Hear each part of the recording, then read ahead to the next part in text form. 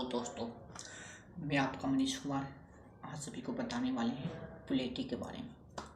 देखिए, पॉलिटी में जानेंगे संविधान के भाग और अनुसूची, अनुच्छेद और संशोधन के बारे में। तो देखिए, संविधान में कुल 22 भाग है। 22 भाग में कितने अनुच्छेद है, सब आप सबको बताएंगे और समझाएंगे अपनी भाषा में।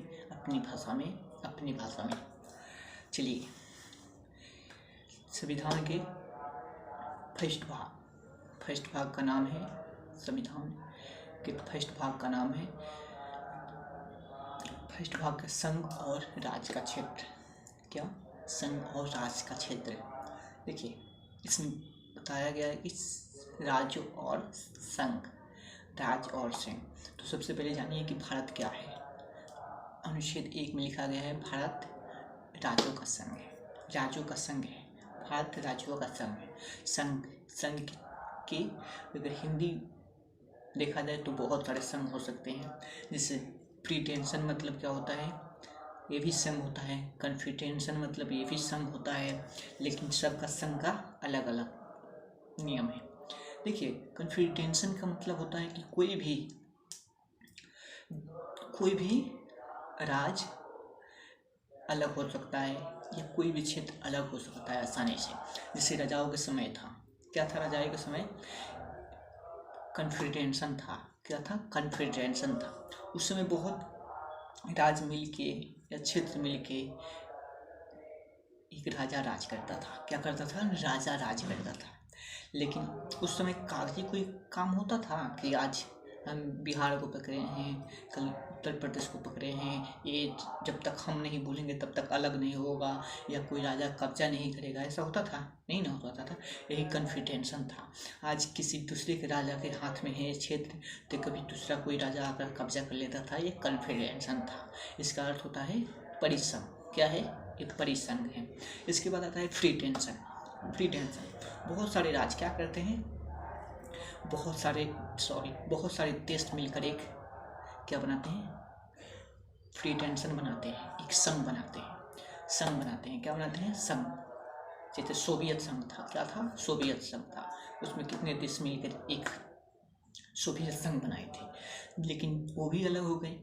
उसमें होता है, कन्फेडरेशन में होता है कि आप कागजी काम पर कागज पर आप लिखिए या प्रूव कीजिए कि हम अलग होना चाहते हैं। जैसे फीफा, ICC, ये सब प्रीटेंशन के तहत कई देश मिलके एक संस्था चलाते हैं या प्रीटेंशन होते हैं।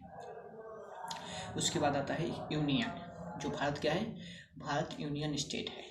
यूनियन का मतलब हो गया कि इसमें कोई आसानी से आ सकता है लेकिन जा नहीं सकता है। क्या नहीं? आसानी से जा नहीं सकता है। जैसे सिक्किम आ गया। सिक्किम कितनों को मिलाया गया? 16 मई 1975 को मिलाया गया। 16 मई 1975 को भारत में मिलाया गया। वो कभी अलग हो सकता है, फिर चाहेगा कि हम अलग होने के लिए, तो होगा नहीं ना होगा।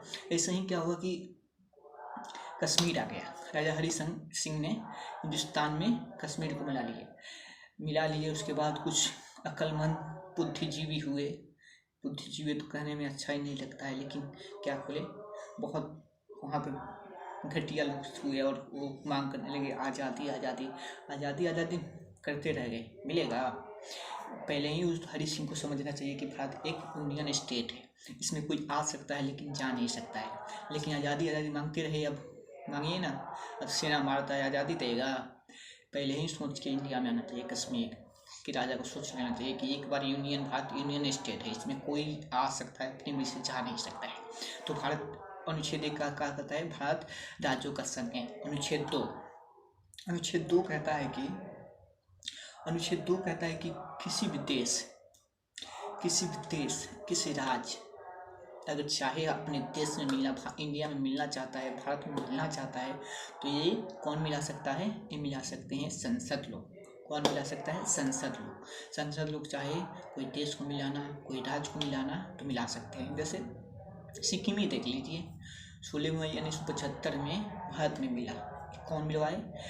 संसद लोग। किसके हाथ में ये अधिकार है? संसद लोग के हाथ में अधिकार है। अनुच्छेद 3 कहता है कि भारत के संसद चाहे तो एक राज्य में से 2 राज्य बना सकते हैं, 2 राज्य को मिलाकर एक राज्य बना सकते हैं। संसद चाहे तो राज्य का नाम बदल सकते हैं। क्या कर सकते हैं? नाम बदल सकते हैं, यानी नाम क्षेत्र और बंटवारा आपस में ये नहीं, अलग नहीं। राज्यों का बंटवारा किसके हाथ में है? संसद के हाथ में है। तो अनुच्छेद 3 क्या कहता है कि किसी भी राज्य का क्षेत्र बढ़ाया जा सकता है, घटाया जा सकता है या नाम बदला जा सकता है, संसद के हाथ में। अनुच्छेद 4 कहता है कि अनुच्छेद 2 और 3 पर कार्रवाई संसद कर रहा है तो इसको राष्ट्रपति भी नहीं रोक सकते हैं, राष्ट्रपति भी नहीं रोक सकते हैं। जानते हैं संसद लोग कैसे कानून चलाते हैं, कैसे बनाते हैं? उनके लिए क्या चाहिए? उनके लिए चाहिए जितने संसद हैं उससे 50% वोट और 50% से एक ज़्यादा, तब जाकर उन लोगों का कानून सफल। कोई भी नियम लगाएंगे उनके लिए 50% और 50% से एक ज़्यादा चाहिए। ये रहा संसद लोग का। तो भाग 1 जान लिए आप लोग। अब भाग 2 देखिए। भाग 2 जानने से पहले कुछ जान लीजिए भारत का बंटवारा कैसे हुआ, क्या क्या हुआ।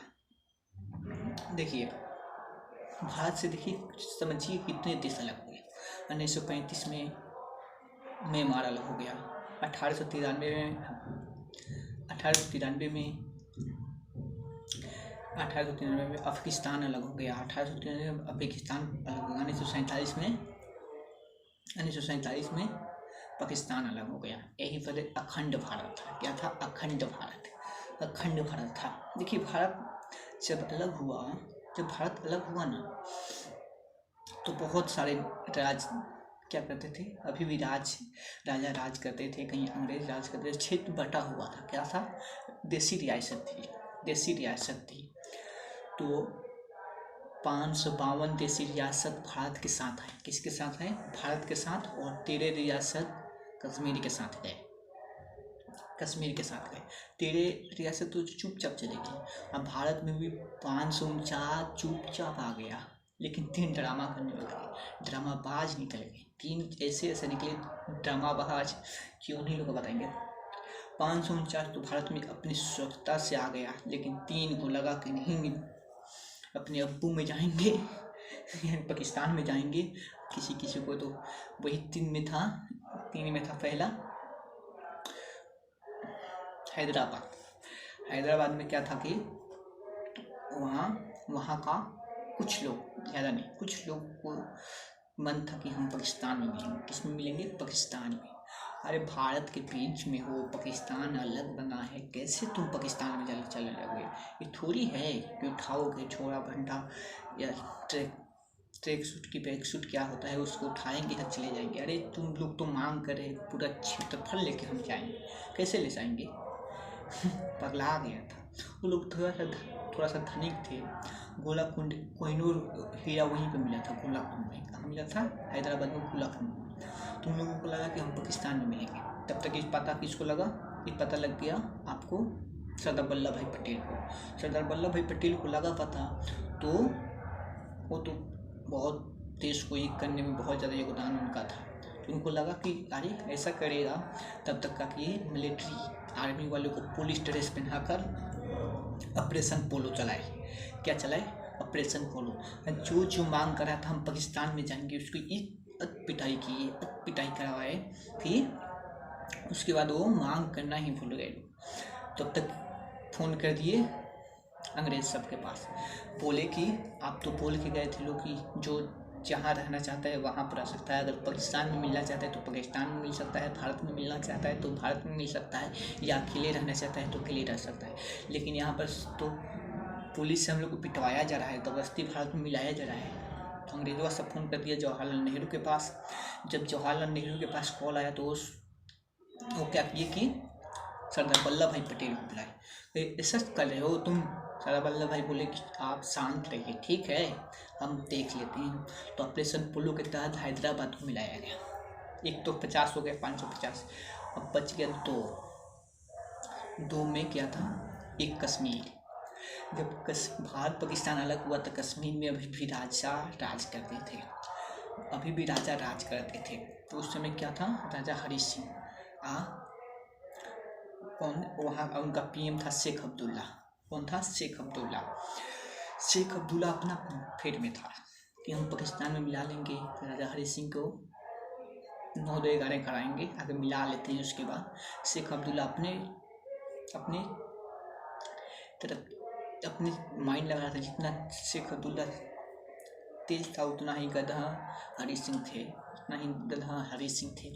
हरी सिंह क्या हुआ कि तब तक पाकिस्तानियाँ हमला कर दिया, आधा कश्मीर पर हमला कर दिया।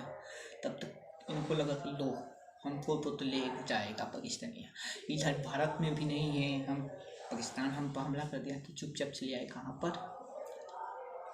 चुपचाप चले आए आपके जवाहरलाल नेहरू के पास। जवाहरलाल नेहरू के पास आके बोले कि हमको हेल्प कीजिए, सहायता कीजिए, नहीं तो पाकिस्तान हमको बर्बाद कर देगा।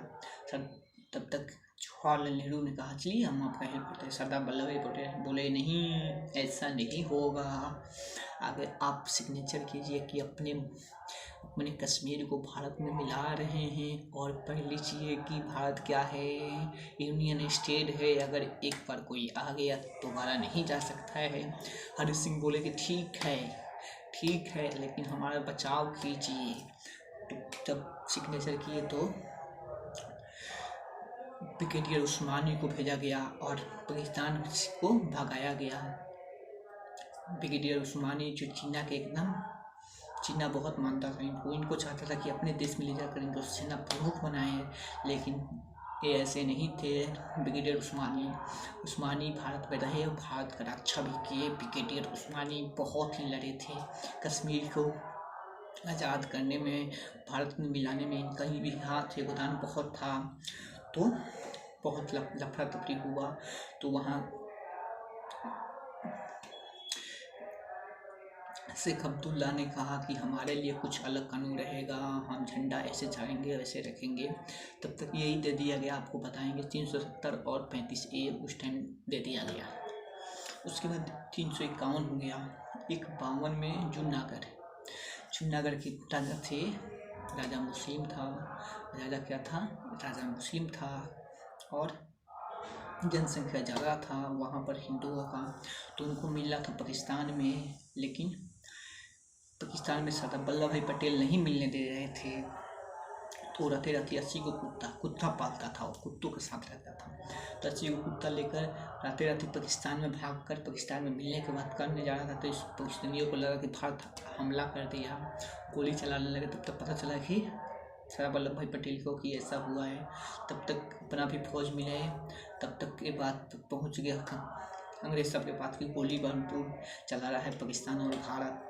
तब तक क्या हुआ कि वो आए लोग, अब पूछा ऐसे बात है। तो बोला कि सरदार वल्लभ भाई पटेल बोले कि राजा के कहने से नहीं होगा, वहाँ के सब राजा से पूछिए या जो वहाँ के नागरिक हैं उनसे पूछिए। तो वो वोटिंग हुआ। वोटिंग के बाद क्या हुआ, भारत में मिलाया गया उसको, ये सब हो गया। तब 552 देशी रियासत भारत के साथ आया। उसके बाद देखिए बहुत सब तो देश सब हो ही गया था, 4 भागों में बांटा गया। 452 देशी रियासत को ABCD। ए में 9 राज, B में 9 राज, C में 10 राज, D में यूनियन टेरिटरी केंद्र शासित प्रदेश। E में ब्रिटिश प्रोविंस था, B में देशी रियासत था, C में कॉमर्शियल स्टेट था और D में यूनियन टेरिटरी था। अब हो गया, जब ऐसे होगा 4 भागों में बांटकर देश पूरा चल सकता है? नहीं ना चल सकता है। तो गठन किया गया, श्रीधर आयोग की गठन किया गया और बोला गया कि भाषाई आधार पर राज्य का गठन हो सकता है। इनको 1948 में इनका गठन हुआ। तो ये बोले कि नहीं हो सकता है, अपना साफ इनकार कर दिया कि भाषाई आधार पर राज्यों का गठन नहीं हो सकता है। फिर एक 1948 में JVP फिर एक गठन आयोग का गठन हुआ, जिसमें जवाहरलाल नेहरू, सरदार वल्लभ भाई पटेल, प्रतापी रमैया, ये भी लोग बोल दिए कि भाषाई आधार पर राज्य का गठन नहीं हो सकता।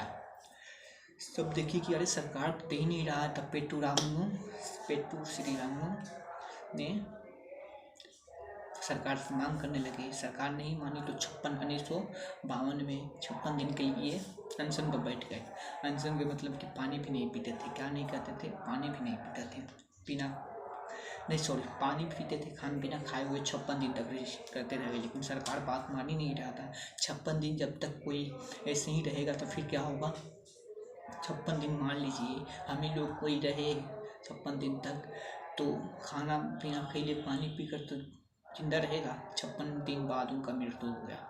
जब 56 दिन बाद मृत्यु हो गया तो पूरा देश में हाहाकार मच गया। देश में तो छोड़िए, पूरा हैदराबाद में मच गया। हैदराबाद हमारे लिए कोई हमारे इंसाफ के लिए मांग कर रहा है, हमारे लिए वो अनशन पर बैठा है, मर गया, तो फिर क्या होगा? हम लोग उसके साथ में समर्थ नहीं करेंगे, सपोर्ट नहीं करेंगे ना।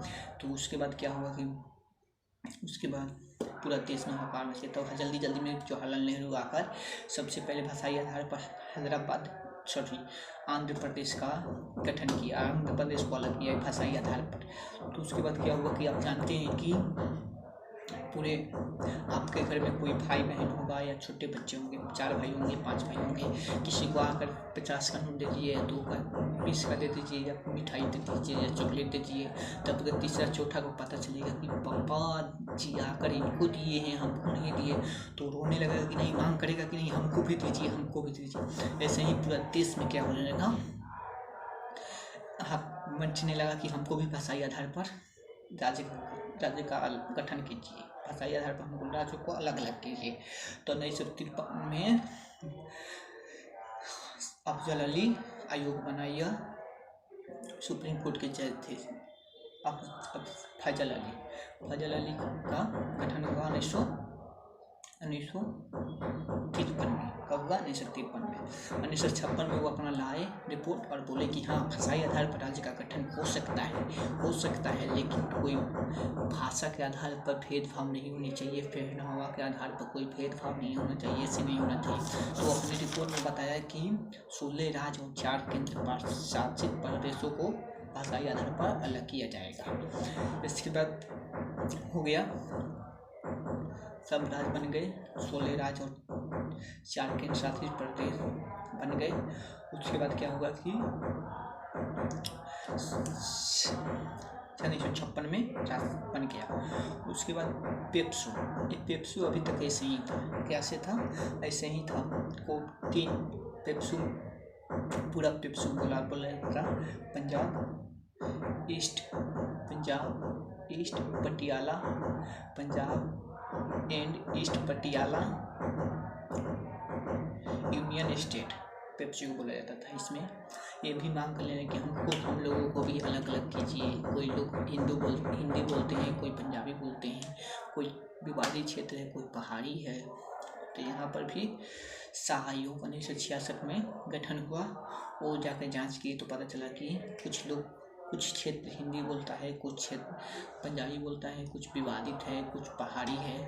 तो उसको भी अलग अलग करके, जो हिंदी बोलता था उसको हरियाणा बना दिया, जो पंजाब बोलता था उसको पंजाब बना दिया, जो पहाड़ी क्षेत्र था उसको हिमाचल बना दिया, जो विवादित था उसको चंडीगढ़ बना दिया। ऐसे ही भाग 1 समाप्त हुआ। अब पढ़ेंगे भाग 2। नमस्कार।